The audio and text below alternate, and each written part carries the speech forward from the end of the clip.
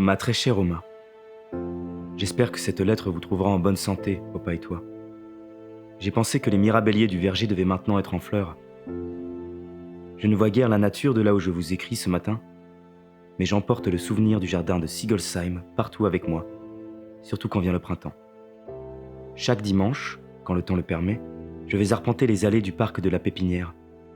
Si tu voyais les élégants costumes qu'arborent les Nancéens lors de leur promenade dominicale, je peux te dire qu'on n'appelle pas cette ville le Petit Paris pour rien. Oh, bien sûr, je ne suis jamais allé à Paris, mais à vrai dire, qu'y ferais-je ? Je sens que c'est ici qu'il me faut être. J'ai l'impression que la ville vit au rythme de ce siècle qui s'élance. Partout on crée, on entreprend, on bâtit, on électrifie même. C'est tellement excitant.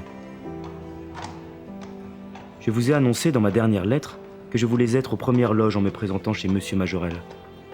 Il n'avait malheureusement pas besoin d'un nouvel apprenti ébéniste, mais je voulais vous annoncer la bonne nouvelle au plus vite. J'ai trouvé une place ailleurs. Il y a 2 semaines, j'ai pris un café au bar des Carmes avec Jacques, qui est maintenant chauffeur de four aux Cristalleries Dôme. Il m'avait apporté quelques anciens numéros de la Lorraine Artiste qu'il a pu prendre à l'atelier.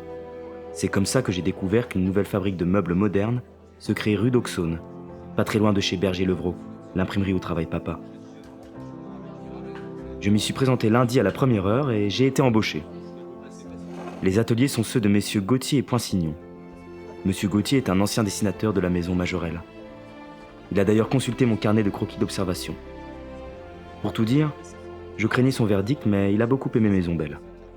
Opa ne m'aura pas appris tout ce qu'il sait de botanique en vain. Vous n'imaginez pas mon enthousiasme. Depuis longtemps déjà, je voyais ce que les artistes d'ici étaient capables de produire, comme nulle part ailleurs. J'étais encore petit quand papa m'avait montré la si belle affiche de l'exposition de 1894 qu'il avait mise sous presse à l'imprimerie. Ce pan majestueux. Aujourd'hui, je vais peut-être pouvoir, moi aussi, participer à cette incroyable effervescence qu'on ne voit qu'ici. Oh, à ma modeste échelle, bien sûr, j'ai tellement à apprendre. Pour commencer, Monsieur Gauthier m'a envoyé chez Monsieur Gallet en personne pour lui demander l'un de ses herbiers.